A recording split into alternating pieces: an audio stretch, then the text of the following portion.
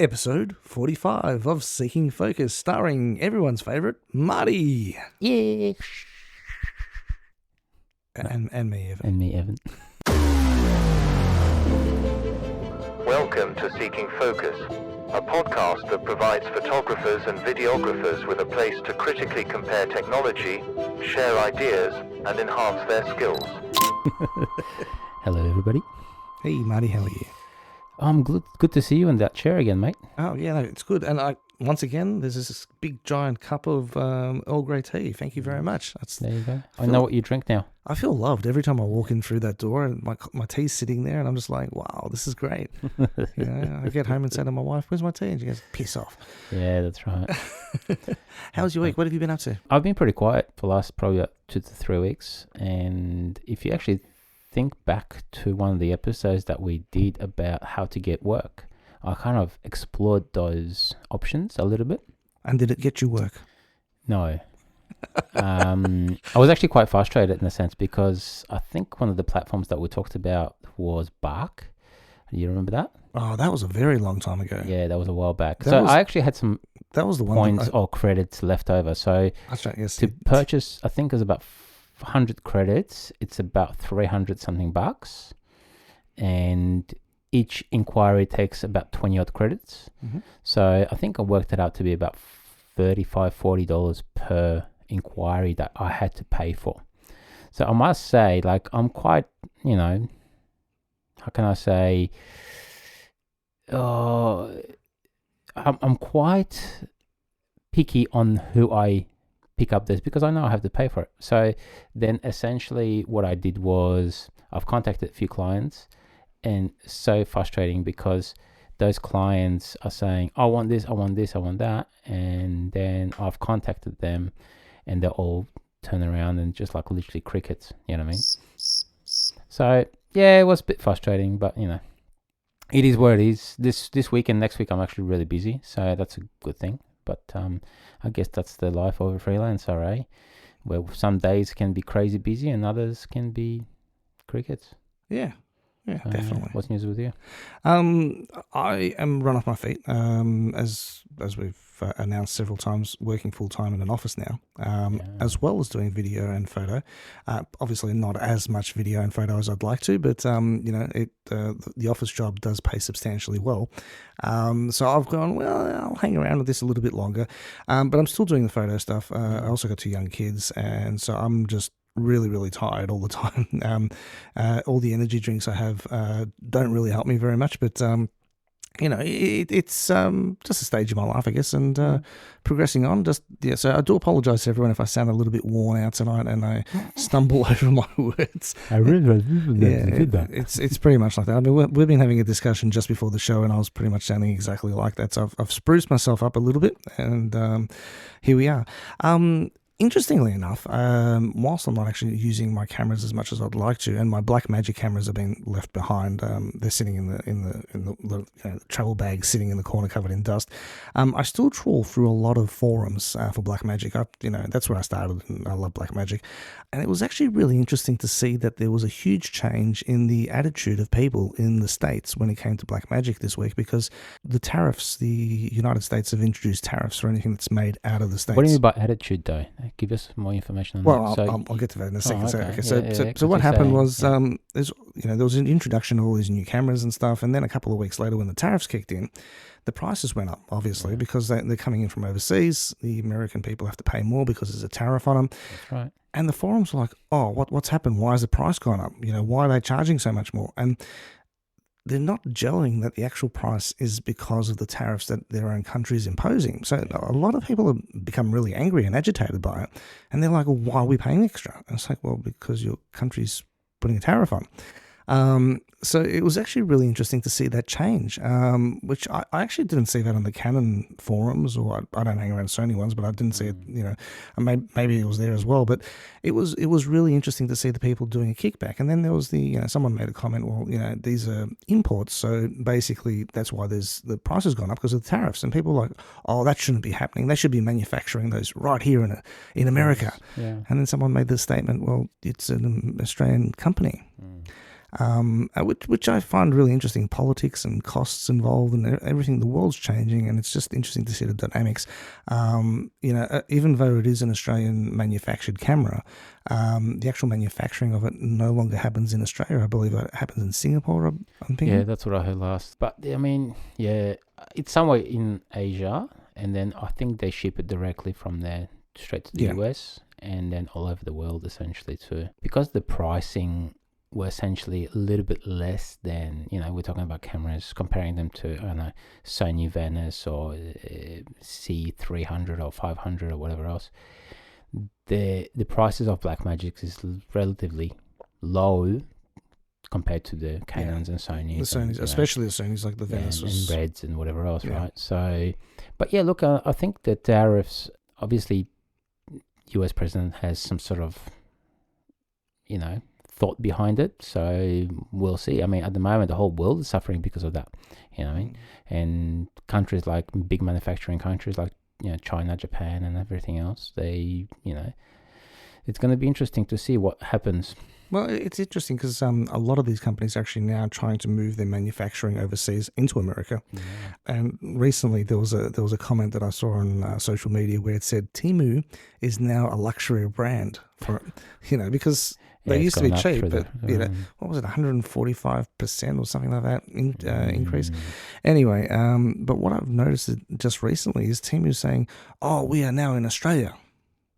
And I'm presuming they're probably doing exactly the same thing in America, where they're somehow manufacturing something, or they may be getting parts there and putting it together and claiming it as American or Australian, because obviously a lot of this stuff's made in China. It's not made here.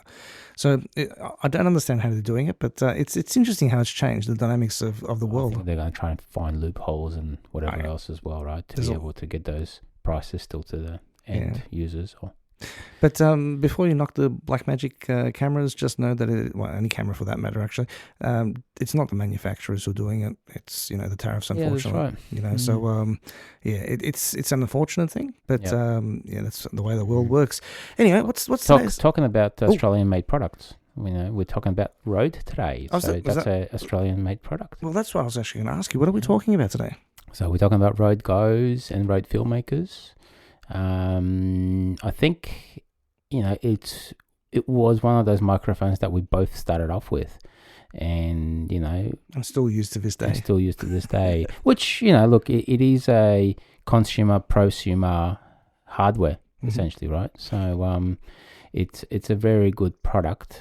But it is it's an Australian-made product too. So we kind of like to support locals.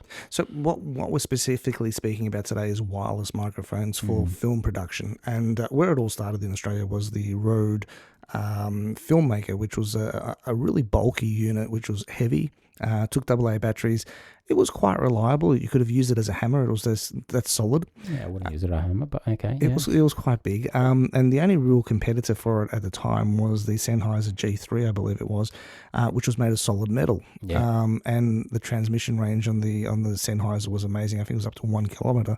And the Rode Filmaker could only do 100 meters. 100 meters, yeah. But it was obviously a huge difference in price. I mean, I think the Sennheiser was probably about 6-7 times more expensive. So everyone went for the Rode Filmaker originally, and look, it was quite robust. It was generally quite good. I heavily invested in those and used them for a very long time. I've still got 10 of them sitting at home. 10? 10. What are you 10 of them for? Well, I was doing multiple, I did an audio production for you where we had 8 people on a panel. 6. I think it was 6. Yeah, something like that. Anyway, but so we'll go through all the sort of Rode Filmakers Goes and whatever else. So the first one was the Filmaker. The next one was Go, and then there was Go 2, then Go 3. And this is the tricky one. Yeah, Go. Well, essentially it's a 3 as well, but Go Pro. Yes, but they actually define it as the Go Pro and not the actual movie camera, but the actual audio recorder. Yeah. So this is going to cause a little bit of confusion tonight. But so you've got the Go 3 and then you've got the Go Pro. The difference between the two we'll talk about a little bit later on, but they are very, very similar. Yeah, that's right. Okay, there is one major difference, which we'll talk about later. But, yeah. So I think before we sort of get into all the, because we will sort of dive into a little bit of technical stuff, not too much. So are we going to be comprehensive today? Come on. We'll try to be comprehensive. But I don't, look, I think for us to be fully comprehensive, we have to do a ton of research. And this episode would have been 3-4 hours. So I don't think we have time. I thought we were doing 3 hours. No. No, okay. Damn it. So let's start off. So essentially, what all the microphones do is they absorb sound, right, and then convert that sound into a waveform, right? Mm-hmm. Tell me if I'm wrong, because you're the audio guy and I'm not. Well, yeah, look, you're gonna go into a bit of technical information here, which I'm not. Well, not too much, because but I'm not. So the expert all the microphones, essentially, what they do is they take that and take it into a sound pressure level. So sound pressure level is a sound, how the height, no, how loud the sound is, essentially, right? And how do you record, or how do you define the level? Yeah, so everything is in decibels. So right? dB. So that's what that small, dB stands for. Small d, capital B, right? So if you threshold, so hearing threshold, human hearing threshold is about 0 dB, right? So it's essentially 0 dB SPL, which is sound, so decibel sound pressure level. Now, so that's a hearing threshold, which is about 0. Quiet audio, the way we talk right now, that will be approximately about 30 dB. And then going on a normal conversation will be about 60 dB. And if you go into a concert, like a live concert like I did Prodigy a couple of months back, that was about 90 dB, right? So did you say you did the Prodigy concert? Yeah, we went to the Prodigy concert in Melbourne. Oh, sorry, I thought you filmed it. I was like, what? No, we went. Me and my daughter went to see Prodigy. Okay. And that was crazy, man. Like, if you don't know Prodigy, mate, Prodigy is best. No, I loved it. And I just thought you actually filmed them. I was like, what? No, You didn't even invite me? I wish. And then the sort of pain threshold, it's approximately 120 dB, right? So we're talking about a jet zooming past, like we did the air show last week, or 2 weeks ago. Those fighter jets are literally on the threshold of 120 dB. So when they hit sound barrier, that's just big boom. And then that's just maxing out, essentially.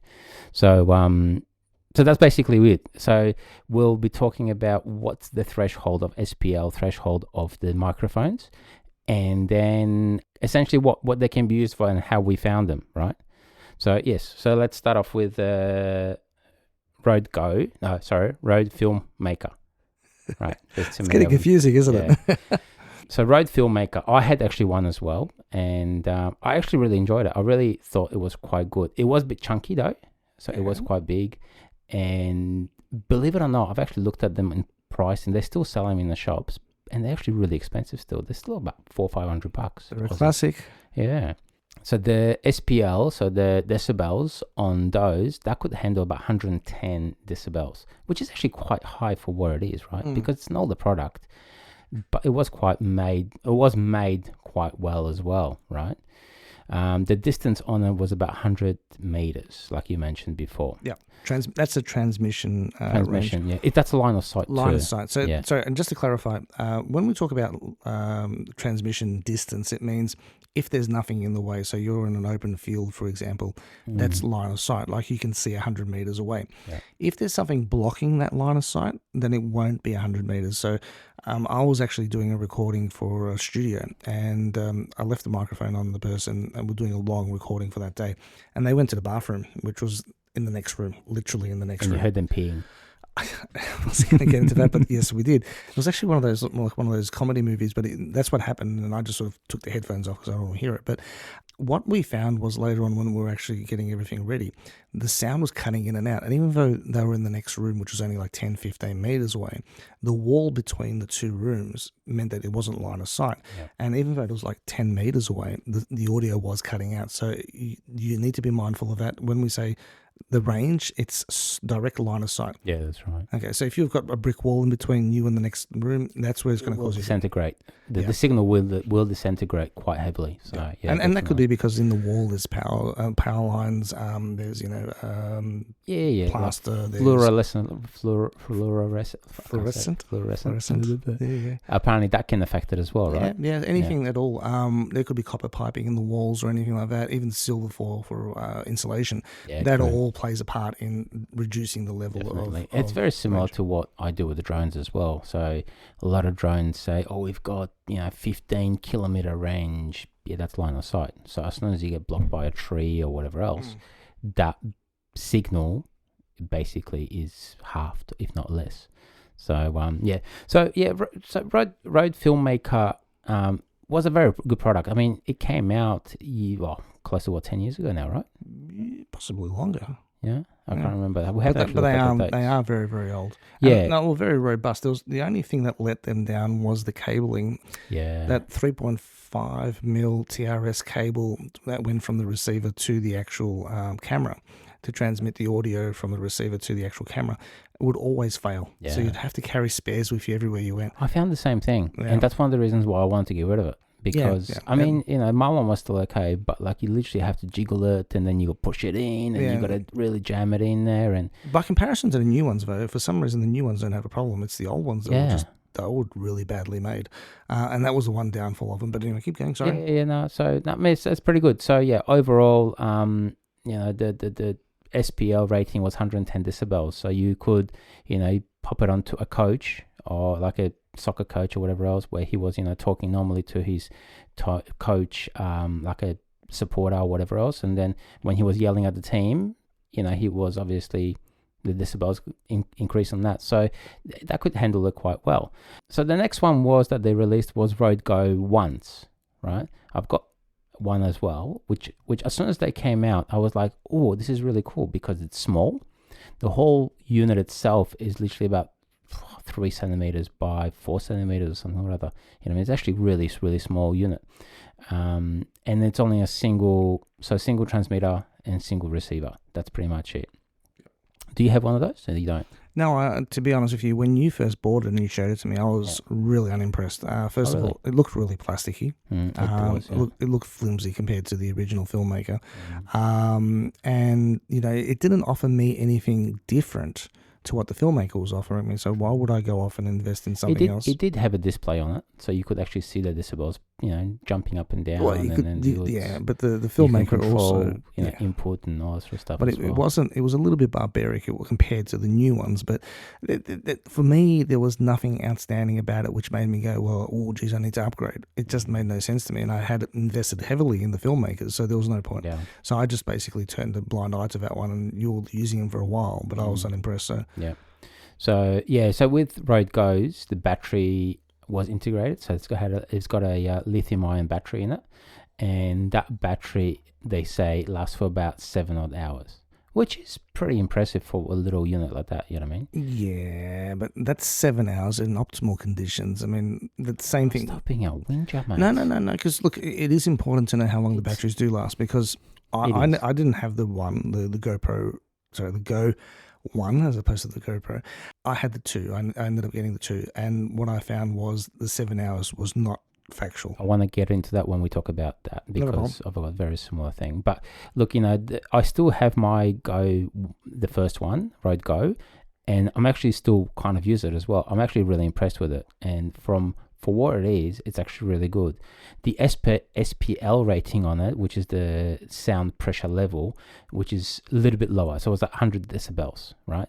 So essentially, it's good to be able to use it to film someone talking to the camera at a steady sort of voice, yet they're screaming, and so the changes from a low to high volume, it can still handle a fair bit, obviously, don't get me wrong, but it's not as good as the Filmaker was. Yeah, the Filmaker Filmaker was still could cop a lot more beating in a sense.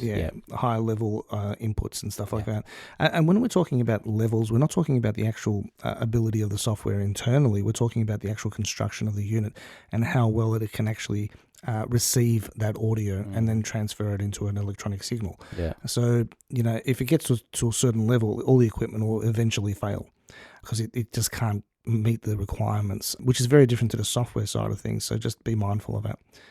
Yeah, for sure. I mean, it's every hardware's got its sort of, I'm just looking at the tech specs of it. Can you say that again? Tech specs. Seashells by the seashore. That's the one. It's funny thing is they actually in a PDF they don't actually tell you the distance that it's operating through. So I'm assuming it's about 100 meters as well. And that's actually interesting that you say that because there's a lot of things missing from that first one. So latency is missing. Yes. Range is missing. Yes. There was a lot of stuff missing. And that was one of the reasons where I was just like, well, why am I going to buy this for? I've got what I need. And True. I didn't invest in it for that reason. But keep going. Yeah, so the PDF is like 5 pages and it's got pretty pictures of people holding it and all that sort of stuff. But it doesn't actually give you heaps of information on it, which it is where it is. But bear in mind that this was released probably 7 years ago, so and it's not really something that anyone's going to buy at this stage unless they're really super desperate and on a tight budget. True.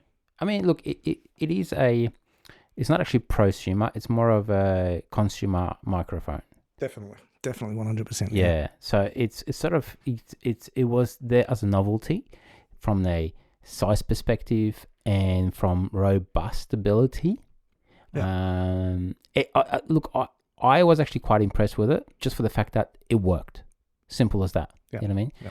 So, yeah. And then I think it was about, a year or two later, Rode Go 2 came out. And That's that was the way I saw it, that was a complete game changer from that. It was. And that I'll agree with you on. Yeah. But it took me a while to jump on the bandwagon of that one. Granted. So so the Rode Go 2, so it was 2 transmitters, 1 receiver. Yep. So you could essentially mic up 2 people, receive that signal into 1 transmitter, receiver, and then that one receiver. My God, talking about and then you put that into your camera system. So your Sony A7 S3 or S2s or whatever else. So and then yeah, don't use Canons. Yeah. But you know what? You actually had a Canon back there. So I did actually. I had a 5D Mark III. I did. Yeah, it was a really good camera. I actually enjoyed that. So the Rode Go 2s has 2 transmitters, and both the transmitters recorded on board. That's correct. So essentially, if something was wrong with your camera, those 2 transceivers can save your ass. Yep. Like happened to me, because I think I did one of the jobs for you. It was like a 2-hour, some sort of a conference thing or whatever else, and my camera overheated, and because back then I still had the A7 III, and so did you say Sony? Yeah, it did. So did you say Sony failed and overheated? It did actually. The A7 III, so the camera overheated, and then I literally had to stop recording. That's right. You heard this live. The camera overheated. It was a Sony. It was, and then when I was in post production, I just popped a screenshot of the PowerPoint presentation and just ran the voice through the speaker from the Rode Go 2. So it saved my bum. Yes. Yes. And look, I'm going to say that whilst it took me a while to jump on board this one, it was actually one of the key features and the selling points that no one had done before. Yeah. So the Rode Go, the original one, and I don't think it was actually even called One, it was just called Go. Go, yeah. And the Filmakers, neither of those were able to do multiple audios into one receiver. So you had to have a transmitter on one person and a receiver going into a mixer, and then if you had a second person you're interviewing, you had to have another transmitter and then another receiver and then another transmitter, and as many people as you had, you'd have a receiver and a transmitter. And the only way to record more than one signal was you had to have a mixing desk or you had to Zoom H5 or H6. H6s were recorders which allowed you to have multiple inputs, or you had to have like a little mixing desk which then had an output which went into your camera. It was complicated, and I excelled at that. That's one of the reasons I was so great at what I did back then, because it was something different. Yeah. Most people couldn't do it. But this came along and allowed you to have two people, which is very common for interviews, just having two people. You don't need more than that into the one receiver. So every camera suddenly was able to do these amazing productions. Now, for me, I didn't jump on board because I was using Blackmagic, and that automatically had two inputs. So for me, I was able to do that regardless. But eventually it suddenly dawned on me that if I had two inputs and I was using the Rode Go 2s, that allowed me to basically have four people being interviewed from one camera with no mixer required. Yeah. So I sort of went, whoa, this is amazing, and so you don't need as much equipment as So I didn't have to sit there, bring the H6 along. I didn't have to have a mixing desk. I didn't have to, because I used a lot of Tascam stuff back then to do recordings. And they were great, don't get me wrong, but they were bulky. There was cables everywhere. This just simplified everything. I could have everything on one rig. It was ridiculously small. Definitely. And that was when I realized that, I was sort of like, oh, it's time to invest in the Goes. So I actually did purchase the Goes too. And sorry, one thing that we didn't actually mention, which is actually really worth mentioning, is that when the Goes came out, they had an inbuilt microphone. Yes. The Filmaker never had the that. lapel component. You didn't need a lapel microphone. You didn't need it. Yeah, that's right. You could actually just have it hanging off a shirt, like the actual transmitter hanging off someone's shirt, and it would take an audio signal. Or you could actually then hide it and have a little lapel microphone, a lavalier. I can't pronounce it. Lavalier. There you go. That's where you jump in. And you could use that. And it was actually really interesting because it suddenly gave you this backup option. So with the Filmaker, if your microphone cable broke or the microphone failed, you'd be stuffed because you couldn't record. But with these, you could actually just pull the actual the microphone out and still use the unit to record. It was really interesting. It was crappy though because it had this really ugly blue light on it. Yes. And I think you can actually turn it off in in the software component. I believe you can. I put electrical tape. Everyone put tape over the top of it. It was so frustrating. But the new ones have actually got multiple colours now, as opposed to the original, which only had one light. Now you've got multiple, like a Christmas tree. Yeah, you can. I've turned them off though, so I don't actually see it. But they do serve a purpose. They tell you that the actual microphone's on. Yeah, 100%. But it's just when you're filming someone and you see this blue light on their shirt just keep on flickering, it's just so distracting, you know what I mean? So 100%. Yeah. So look, there's an SPL on the Rode Go 2s. It's 100 decibels, like it was on Goes, on the first ones, and that was. I mean, they haven't actually improved the sound quality on it. So that unit essentially was still a consumer microphone or lapel microphone, and the range on that did increase on 200 meters line of sight. Yes. We should also probably mention that all of these microphones use 2.4 gigahertz transmission too. Yeah. Meaning that they will interfere with any drone. Well, essentially yes, because the drones actually do use 2.4 to 5.8 gigahertz transmission. So normally when I'm on a set with few people on, I just ask them if I'm filming something, like with the drone or whatever else, do not power cycle any equipment with 2.4 gigahertz because it may interfere. But that's actually a very common frequency. Bandwidth, yeah. Yeah, but it's not only just drones, but it's also HDMI transmitters. For example, if you're transmitting to a wireless monitor, they use that as well. They use the 2.4, but they also use a 0.5 as well. So they've got dual signals. 5.8? Don't know what the point is on that one, but it is 5 something. Yeah, 5.8. Sure. But they have the dual, not all of them, but the better ones have actually got dual signals. So if they pick up, so the new DJI drones, they essentially transmit on both. Yep. So video is transmitted on say 2.4, and then video and then controls up to 5.8, and they both basically integrate into each other and they use both. But all of these microphones use 2.4 gigahertz transmission too, so I just had that on my notes, so I just thought I'd mention that. I did have few issues with that Rode Go 2 microphone. As great as it was, because obviously you have to buy the lapel separately, so to plug them in. Now as soon as I bought them, there was a setting on that Go 2 where as soon as I plugged it in, it started buzzing. I don't know if you had the same problem or not, but then I jumped online, found found some sort of a solution for this, and Were they genuine Rode microphones? yeah. Okay, that's weird because I never had that problem. But anyway, yeah. Anyway, I don't know why. Maybe because I've updated it to the latest firmware or something like that, and then it did start to happen when I updated to certain type of firmware. So I can't remember now. I still got it, but I don't actually use it as much. So overall, good product. I did find the battery on that particular unit on the Go 2s dropped fairly heavily. So I don't know if they use different batch of lithium-ion batteries, but I've noticed that the batteries on the Rode Go 2s, they will only last for about 2 to 3 hours, and they literally just die on its ass. Yeah, You I had had the same problem.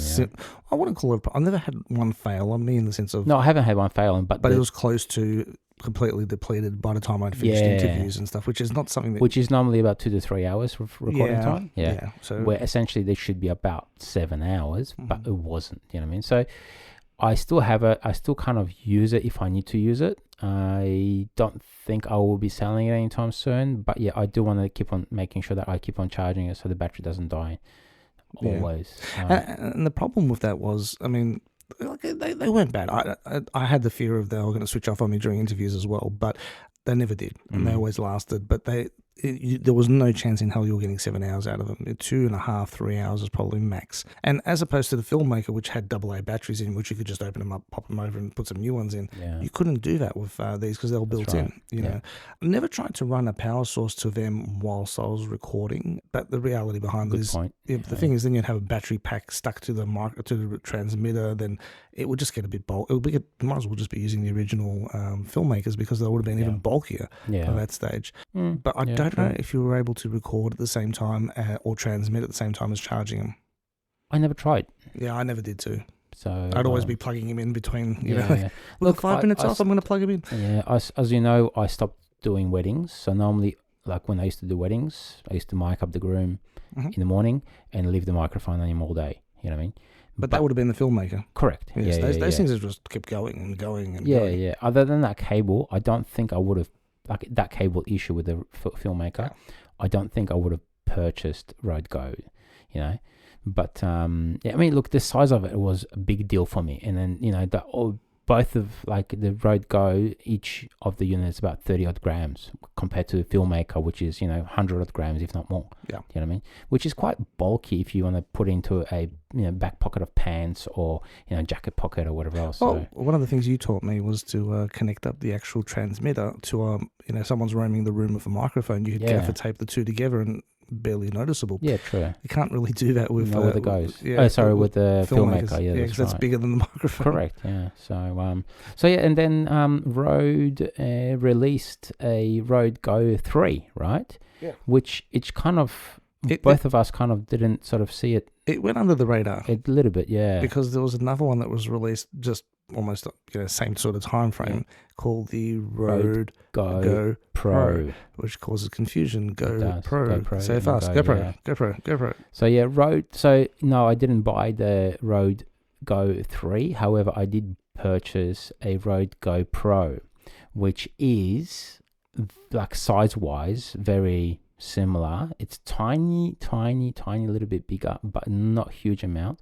So the Rode Go 1 and Rode Go 2, they're about 30 to 32 grams, where this new one, the Rode Go Pro, they're about close to 40 grams, which is not a huge difference in size. It's barely noticeable. I mean, the actual size itself of the unit's the same. Similar, yeah. Yeah, it's the weight that's slightly different. Yeah. But I mean, it's so minimal. I mean, unless someone pointed it out to you. Yeah, but they did put a tons of features in it as well. So the SPL, so the sound pressure level on that particular one is 123.5 decibels. So it's literally, you should be able to recover yelling, screaming, and everything else in between. You know what I mean? Because the microphone won't distort the actual physical microphone won't distort, which is actually interesting because we didn't mention this in the previous Goes. What I found with the Goes was they were actually they distorted very easily, and I spoke to a number of people who had the same problem with me, where audio was distorting no matter how much you actually balanced the audio signal in, and you had the right dBs when it came to the actual software side of things. the actual microphone itself failed in the ability to take in loud noises. So there was a level of distortion that was always there. And, if you're recording in a very loud environment, they were definitely not the microphones to be using. Yeah. So the fact that they've actually fixed that up in this particular model is actually quite impressive. So that's really useful. So look, they've put a lot of good things into these new GoPros. And just for the record, the GoPro, not the Rode camera. GoPro. Yeah, the Rode. I'm just going to cause you grief.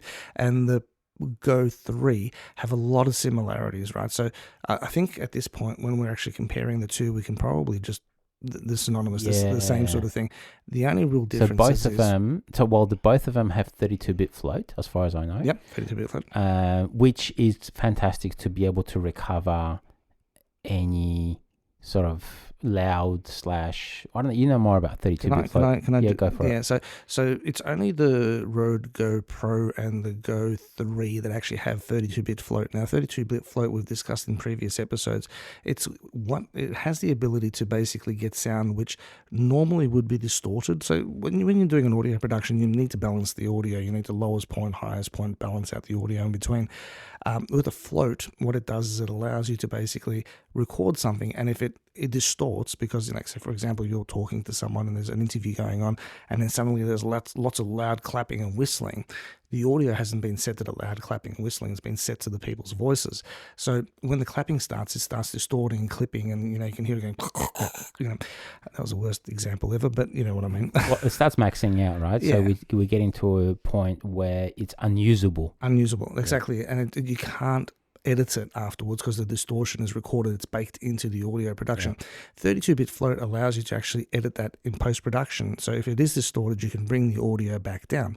So you can recover the audio levels, which is a fantastic feature. But what is actually really important to know about this is it will only work, and this will confuse a lot of people, and you don't think about it. You just automatically think it's got 32-bit float. Yeah, it's great. Yeah, we can do anything. Yeah, pretty much. It's Superman of microphones. Now, it will only work if you're recording internally within the receiver. So you need to be recording in the receiver to use the 32-bit float, because if the signal leaves the actual recording device and goes into your camera, because usually have them plugged in together so that you can, record the audio from the microphones into your camera as a backup. If that's distorted, your camera doesn't have 32-bit float in it, so that signal will stay distorted in your camera. So the only time that you can actually utilize the 32-bit float is if it's recording on the actual microphone unit. On the unit itself. That's the only time. So with this one, we still got 2 units like we had with the Go 2s. Mm-hmm. So we still got 2 units. And so the SPL, like I said, it was 123.5 decibels. So in that I'm assuming that's all referring back to the 32-bit float recorded directly into the actual unit on itself. So you've got the 32-bit float, which will basically mean that if it does distort, you can actually adjust it. The actual microphone itself can take loud voices and record those without actually distorting. So physically, the hardware is capable of taking a lot more sound in. So these are actually really damn good. But, there is another feature, another safety feature they've introduced, and which is actually seems to be prominent in a lot of the more current Rode productions that they're doing. It has the safety channel. So what it means is it records your audio at the level that you recorded at, and then on top of that, you can actually have a secondary recording that's at negative 12 dB. So if suddenly the audio distorts, you can actually then go into and use the secondary audio, which is at a much lower level, and it won't be distorted, and you can ramp it up and match it up. So the Video Pro mics, which are a couple of the Rode microphones that fit on top of cameras, and they're not a wireless unit, they're just a boom mic, they have that built in. And I know a couple of videographers who had that feature connected. They were recording interviews, and I've never heard such bad audio in my life. I don't know what they were thinking when they just jacked up the volume, the dB on it all the way up to the top. It was just distorted. The whole interview was distorted. And they came up to me and they said, I've got 3 interviews and they're all distorted. I can't use them. What am I going to do? And I didn't know at the time about the safety channel, and I actually found that in the Rode device itself there was a secondary level recording, and I was able to recover all the audio. So between the safety channel, the Float 32, and the higher, what do you call it, SPL. I was going to say SPF, which is for sunscreen. This is becoming an amazing product. Yeah. Right? You need to obviously have everything set up. You need to have switched on the safety channel. You need to have the recording so that it basically has the ability to do 32-bit float. The only part that actually you don't need to adjust is basically the SPL, as you mentioned, because that's permanently there. This is really good quality. This is fantastic. Yeah. So for you to be able to set up everything, you need to download an app onto your PC or Mac or whatever else, which is called Rode Central. So that's the same software that they had for all the Goes as well. Yeah, they would. Yeah. So you can update all of that, and then you can tweak settings on every single one of those Rode Goes. So within that software, yes, you have to be able to set yourself those safety channels and essentially program it the way you want it. So you every time you press a little button on the side, you can pin it as a marker, for instance, as well, to be able to refer back to later on in post-production or whatever else. Sorry, one other thing that probably worth noting, if you are using the safety channel, what happens is the normal volume recording is recorded on one channel, like the left channel, and then the safety channel is basically the right channel. So you'll lose the ability to have stereo. You're only going to be able to record in mono, which realistically from lavalier mic, you're only going to get mono anyway, so it's not a big deal. But so in post-production, you're going to have to adjust it and carry the left channel over to the right as well to get a solid audio signal. But that's what it does. It drops one recording on one channel, one recording on another channel, and then you need to fix it in post-production. So be mindful of that. Yeah. So a bit more on this Rode Go Pros. So 32-bit float. They have a time code in it as well. So they have time code sync inside it as well. That's only in the Pro, not in the Go 3. Correct. Okay, so that is the biggest difference between the two units. Yes. So whilst there is a lot of similarities between the two, the Pro is the only one that has time code. Yeah, time code sync, time code sync. Yeah. So saying that though, the time code sync, I essentially haven't really used time code. I don't really feel the need for time code. If I'm recording more than one camera, I normally just use my clapper, so I know you don't know what's a clapper, but, like last podcast, and what's a clapper, Evan? Yeah, I know what it is. It's just I hadn't heard the terminology in a very long time. I thought it was some type of STD, but anyway. Yeah, so essentially what the clapper does, it creates a spike in a sound level, and that spike can be used as a sync for all the other cameras and, have you used timecode sync timecode, or you haven't really played around with it? I've got it on all my cameras now. Generally speaking, the way timecode sync works is it runs a separate cable to the camera. It basically tells the camera that the audio it gives little signals, and when you put it in post production, it recognizes it and goes, "Oh, this belongs here." And because what happens is, and this has actually happened to a friend of mine who has a Nikon. He does video production with a Nikon. Don't ask me why he'd want to do that. Actually, I'm going to get bashed, aren't I? We have a close comment. we have a close friend of ours who uses Lumix and Nikons. Anyway, but anyway, so what happens is when he's doing long interviews, the audio goes out of sync to the video. So when you start the video, the person's talking, and you can see the mouth moving perfectly. Within 15 minutes, you start noticing it's starting to create a bit of a latency there, and then 20-30 minutes into it, it's like you're watching a Jackie Chan movie from the 80s where the sync is completely out, like their mouth's moving, and they're speaking Chinese and the audio is coming out in English 4 minutes later. It is just atrocious. So the time coding basically keeps everything on track. Yeah. So look, I don't know about Nikons. I know a few people that use it and on Sony's, and yes, there can be a bit of a drift, but we're talking about 3-4 hours. It depends on the camera. Like me personally, the Blackmagics and my audio recordings have never drifted. I've been really fortunate. Nikon obviously does have an issue. I don't know if it's just the guy that I know who's having problems, but the timing abilities is pretty important, especially in high grade sort of productions. The other option is if you find that the actual audio is starting to drift, what you can do is you can cut the audio when there's a pause Like, for example, someone's talking, they stop and they breathe. You cut it in the middle of the breathing, you resync it again. Yeah, that's right. It's a little bit of screwing around. Software nowadays allows, it syncs everything up probably pretty easily, but you can do it that way. So you can do it manually if you need to.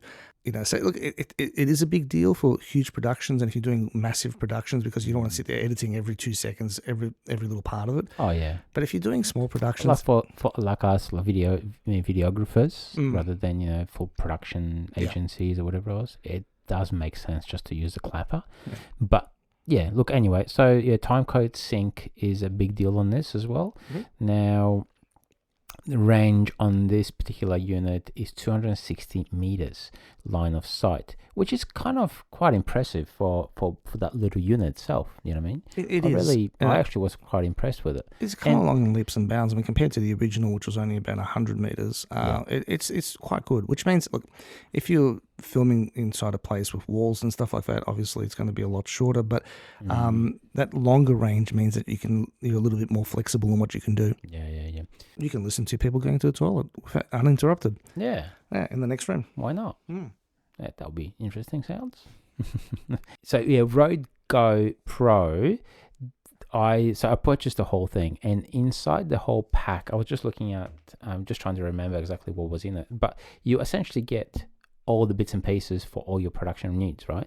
So you get one receiver, so RX, 2 transmitters, so TXs, you get a whole bunch of cables for your phone, for your mobile phone, for USB-C, Lightning for older iPhones, and also I think it's USB-C. You get 2 lavalier 2s with accessories, so you get little alligator clips, you get fairy shields or dead cats or whatever else you people want to call it. You do get a couple of mag clip goes as well, so you can actually magnetically clip them into the top, and I'm just trying to think what else. Essentially it works with cameras, mobile phone devices, and all the other bits and pieces. It also comes with a charge case as well. So the charge case I actually found really cool, because essentially when I'm filming for the whole day, and I have found that I've been using them for like good 4 to 6 hours without any major problems, I just plug them into that charge case and starts charging straight away. The battery on that charge case is actually quite small. Saying that though, it works really well.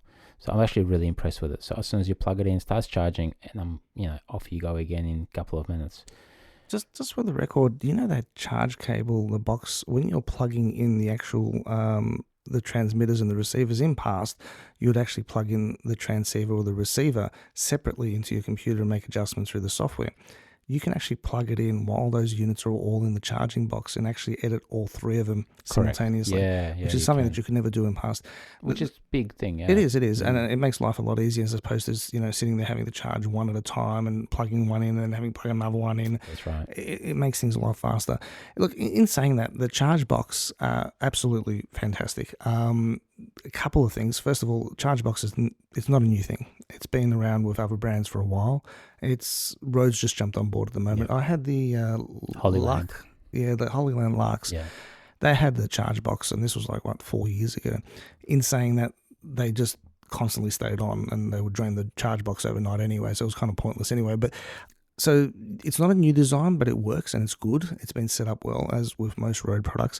The one disappointing part about it is the charge box only has enough room in it for the receiver and the 2 transmitters.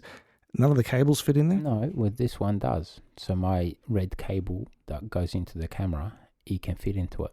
I'll open it up. Yeah, but did the lavias fit in there? Did the dead cats fit in there? No, so that's why you've got 2 of those. Yeah. So what they've done is essentially what it is. It's two boxes. Yeah. So you got 2 separate boxes, one for the accessories, one for the recording gear. Yeah, but if they put it into one, I mean, that would have been a big box, man. But it just means you just have to pick up 1 box to go as opposed to 2 boxes, and there's a chance with 2 boxes that you might end up forgetting something. That's just me being picky, but I would like to have everything in the one location. Yeah, it makes sense. The fact that they're actually introducing a box as opposed to a pouch is better, because some of the older stuff just to be a really pouch. That pouch is very flimsy. I mean, it's nice, but it is very flimsy, and it doesn't actually protect the unit itself. Yeah. With the boxes, they stay in there, as in you plug them in, you push them into the USB-C charging cable or component, and it stays there solid. It doesn't move anywhere, doesn't go when so it's really good from that perspective. Yes, for the lavaliers, you have to put them in a separate box, but it is where it is. It's fairly large. With the, I was just going to also mention, with the SPL, so the sound pressure level of 123.5 decibels. Now, I'm just looking on the actual, and I mean, I could be missing it, but I've got a feeling that the 123 decibels, it's only for the unit itself, not for the lavalier. So the lavalier will probably still about 110 decibels. That would be a separate. Well, it depends on the lavalier that you're using. I mean, I don't know. Well, the lavalier that came with the box for the Pros, I would have thought that this would be essentially 123 as well, as they sort of stated on the actual PDF. But I don't know because I can't actually see the lavalier specification maximum XPL, which is in general specifications 123.5 decibels, but it doesn't actually say. So it might be just the microphone built into the unit that actually can do that. So I mean, I don't know if anyone knows it. Just let me know. So next time you're down at the local photography or videography shop, make sure you ask that question and put people on the spot. Yeah, I should contact Rode directly. Maybe you should. Come on, Rode, contact me. Give me a buzz. One other feature we haven't discussed, which is on the Go 3 and the Go Pro, not any of the previous ones, is the auto on function. True. Have you come across the auto on function? Hang on, let me check. You know what? I don't actually remember. Hang on. So the auto on function basically means that if you've got the receiver connected to your camera and then you switch on your camera, what it does is the camera sends out a signal, the actual receiver realizes the camera's on, and it switches it on automatically as opposed to you having to turn it on. And it's happened to me before where I forgot to switch on the receiver, and I'm sitting there thinking, why is there no audio? Yeah. No, it does automatically. So as soon as you pull out of the charge case. I know, but I'm talking, if you switch it off and put it onto your rig and have it all off, as soon as you switch the camera on, that will switch on too. Oh, right. Okay. I haven't actually... So you don't have to switch it on independently. It actually kicks in because of the camera. Okay. I haven't actually tried that. Yeah. Interesting. Oh, sweet. Which makes it a little bit more niftier. Well, I mean, it senses obviously there is a input going in, so therefore, hey, start working. Technology's come a long way, and it's still... There's so Technology. Yeah, I'm just waiting for when the Rode Go 14 that comes out with the camera built into it, shooting 8K video as well as audio. And Rode doesn't do video.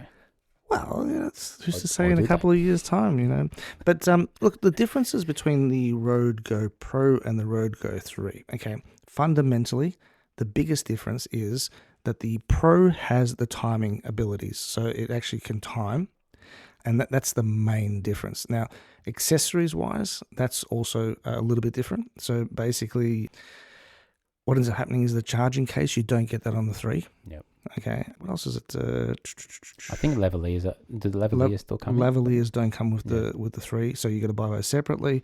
And I think that was pretty much it from memory. Look, but this particular product is a prosumer product. Yeah, so it's a little bit of a step now up. Coming up to that sort of pro level, synchronizing, on par with your Sonys and your Sennheisers, right? Saying that though, the prices of Sennheisers and your Sonys are still pretty high compared to Rode. I think Rode is actually out there. But also, I think the features-wise, we probably have a lot more of Rode as well. Yeah. So you're getting value for money out of that. I think so. And the fact that they're Australian as well is a huge plus. Yep. I'm sure on the American forums there'll be people bitching, complaining about the prices have gone up. But, that's one of those things where it's a great product. Now, I've actually got my notes. So the Zoom recorder that we're using at the moment, which I use it for my productions as well. So it's a Zoom H5. I actually did a quick look up on that. It has 140 SPL. So in all the rows, the highest one that we've got, obviously here, it's 123. Yet the Zoom H5 has 140 SPL level decibels, 140 decibels, which is like almost to a point where it's just like unbearable. It is unbearable, right? Because human hearing is about 120 decibels. So it makes you wonder, every company has probably different decibel ratings and, anything else. But it's quite interesting that little device can still get so much decibels into waveform and then still be usable essentially. So yeah, no, definitely. And the Zooms and all that do have bigger microphones as well, so They maybe do. that plays a part of it. Was there anything else you wanted to add? Because I've got one final thing I want to say, which I found really, really interesting. But I'm gonna use that to close the show off. Yeah. No, I think I'm talking about. I mean, from what I use at the moment, I use the Go Pro. So Rode Go Pros. That's my go-to microphone at the moment. So I'm hardly using the ones and the twos, and the Go Pros is pretty much the only microphone that I use, unless I have a production that requires miking up like 4 people or whatever else. Then I'll go back into my Rode Go 2, and then put everything into like the H5 or something like that. So essentially, I think Rode Go Pro, I think it's really good value for money. It is obviously on a higher spec. Do you know what the prices are between the Go 3 and the Go Pro? I don't. I do. Yeah. All right. Go. No, you want to know what the difference is? Yeah. Tell us. You want to know? You want to know? You want to know?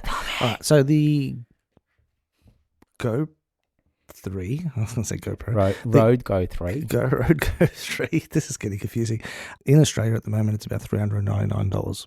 Yeah. Okay. If you want to buy the Pro version, you're looking at it just under 600. So it's about a third. 600? I thought it was more. No, 600 at the moment. Okay. Yep.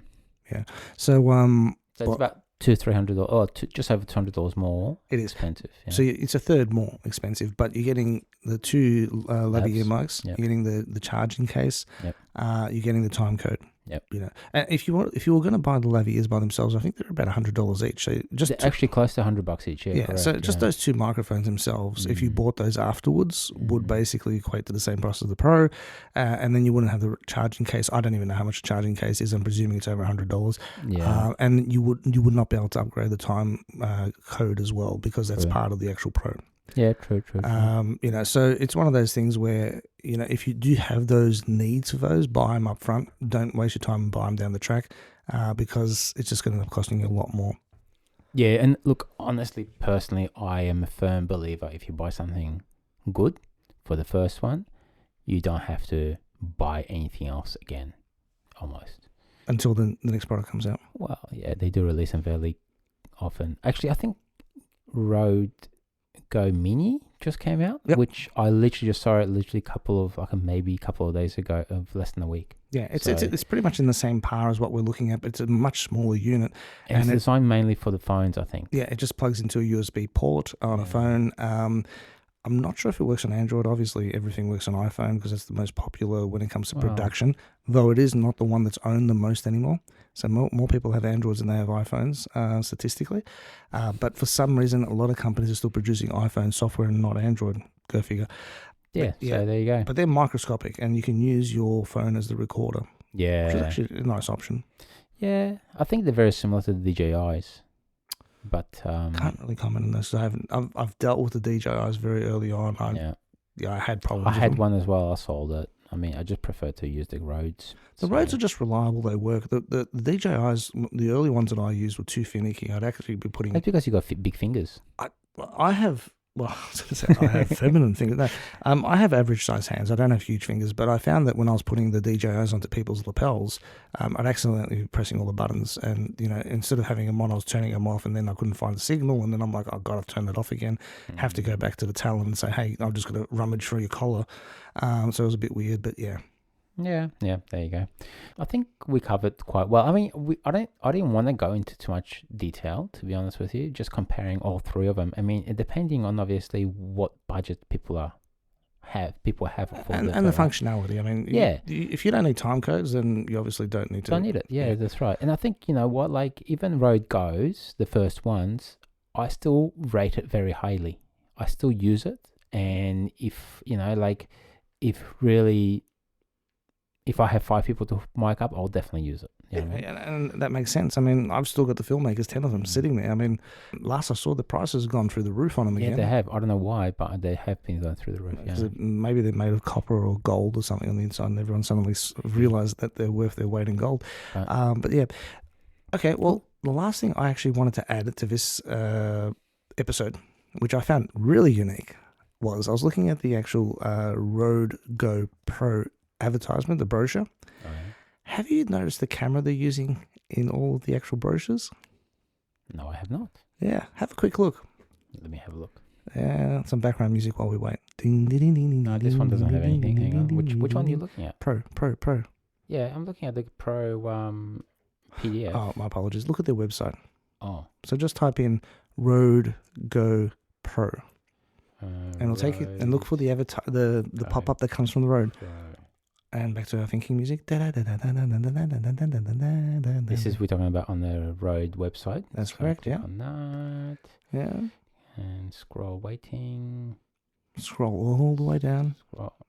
Oh, Black Magic. They're using Black Magics. That is so Wow. cool. I respect the Rode. Well, well, yeah. I mean, and you can actually see DaVinci Resolve here as well. Interesting. So And an obviously, iPhone. With I did notice the iPhone. I wasn't going to say that, but I was That's not a hoping. gimbal, actually. That's just a little tripod.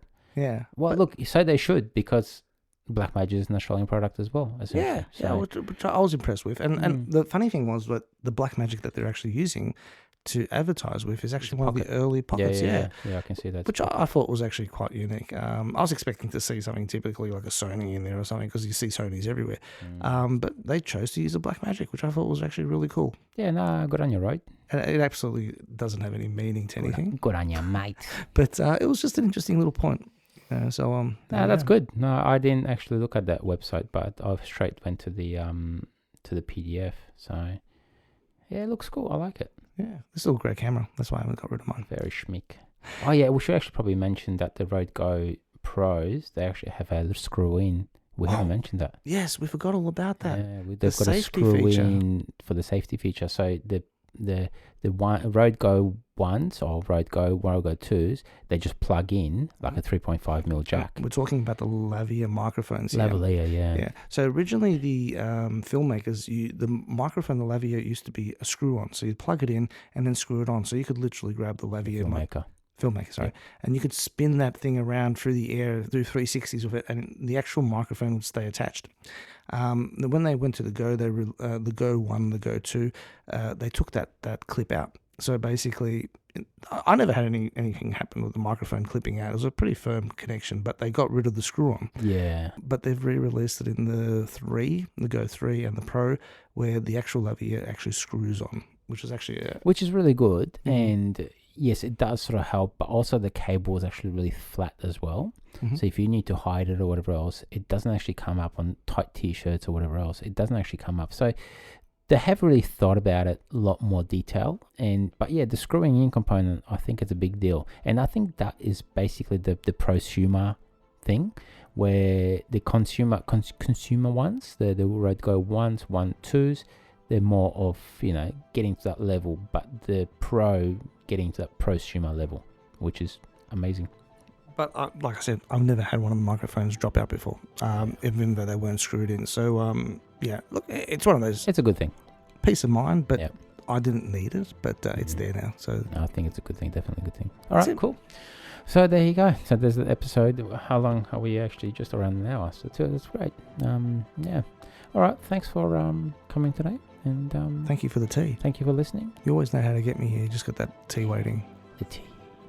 Yum. All right. Toodaloo. Bye-bye.